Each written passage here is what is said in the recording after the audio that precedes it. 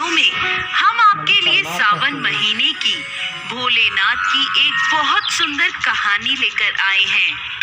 एक समय की बात है, किसी गांव में एक बुढ़ी अम्मा अपने बेटे के साथ रहती थी। माँ बेटे बहुत मेहनत मजदूरी करके अपना गुजारा करते थे।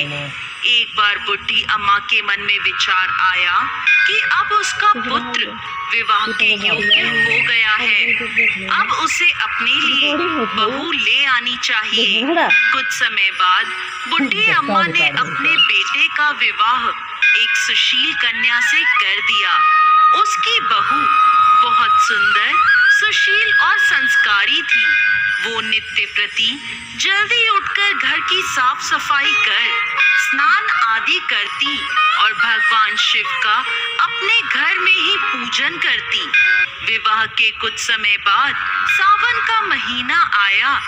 बुढ़ी अम्मा की बहू भगवान भोलेनाथ की अनन्य भक्त थी। उसके मन में ये विचार आया कि वह सावन के महीने में मंदिर जाकर शिवलिंग पर जल अर्पित करे।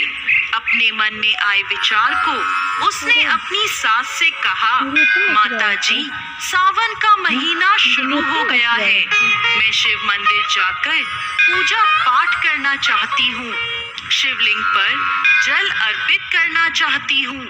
लेकिन बुढ़ी अम्मा ने उसे मना कर दिया और कहा, घर में ही पूजा कर लो, मंदिर जाने से समय बर्बाद होगा, इतने समय में घर का सारा काम हो जाएगा।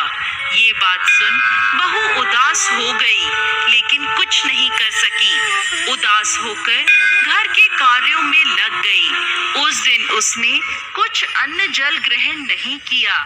अगले दिन बहू कुएं से जल लाने गई। रास्ते में उसने देखा गांव की दो लड़कियां पूजा की थाली सजाकर मंदिर की ओर जा रही हैं। उसने उन्हें रोका और पूछा, तुम सब कहाँ जा रही हो? तब वह बोली, सावन का महीना शुरू हो गया है, हम सब भगवान भोलेनाथ का पूजन करने मंदिर जा रहे हैं। ये सुन वह फिर उदास हो गई। लड़कियों ने पूछा, आप क्यों उदास हो गईं? तो वह बोली, भगवान शिव मेरे आराध्य हैं, लेकिन मेरी सास ने मुझे मंदिर जाकर पूजा करने से मना कर दिया। तब लड़कियां बोली, आप चिंता मत करो, हर रोज इसी समय पानी भरने आया करो और हमारे साथ मंदिर चलकर भगवान शिव की पूजा कर उन पे जल अर्पित किया करो। तब वह बोली, लेकिन मेरे पास पूजा की कोई सामग्री नहीं है, घर से लाऊंगी तो सास को पता चल जाएगा। तब लड़कियां बोली, कोई बात नहीं, आप हमारी पूजा की सामग्री से पूजन कर लेना। ये सुनकर वो बहुत खुश हुई और रोज उनके साथ मंदिर जाने लगी, जहां वो शिवलिंग पर जल चढ़ाती और भक्ति भाव से भोलेनाथ की पूजा करती और उनसे कहती, मैंने अपनी सास से ये बात छुपाई है, इसके लिए मुझे क्षमा कर दीजिएगा। ऐसे ही पूरा सावन का महीना बीत गया। सावन के अंतिम दिन उसने सोचा, पूरा महीना मैंने इन लड़कियों की पूजन सामग्री से पूजा करी है, आज तो मुझे अपना कुछ भोलेनाथ को अर्पित करना ही चाहिए। ऐसा सोचकर उसने अपनी नाक से सोने की नथ उतारी और उसे धोकर शिवलिंग पर अर्पित कर दिया और पूजा कर घर आ गई।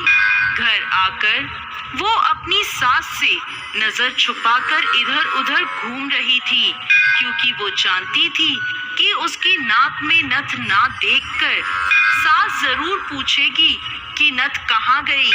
ऐसे ही दोपहर हो गई। तभी अचानक सास की नजर उसकी नाक पर गई और नाक में नथ ना देखकर सास ने पूछा, बहू, तुम्हारी नथ कहाँ है?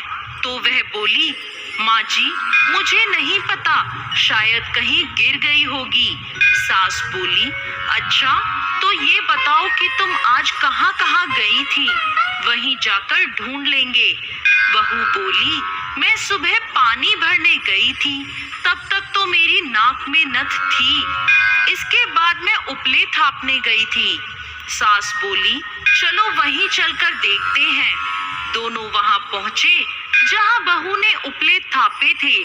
सास ने बहू से कहा, चलो अब ये उपले तोड़कर देखते हैं।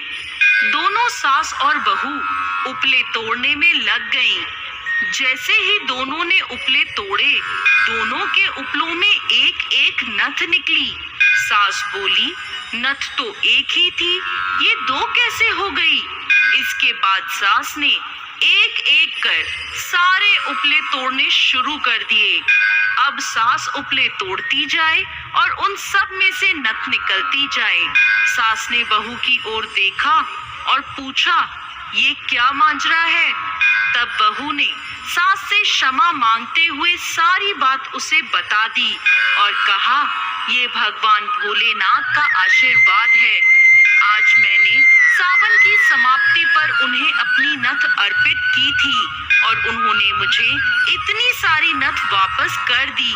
सास बहू की बात सुनकर बहुत खुश हुई और कहा, सावन माह में स्नान, जप, तप और दान का इतना महत्व है तो अगले साल हम दोनों मिलकर शिवलिंग पर जल चढ़ाएंगे और पूजा पाठ करेंगे।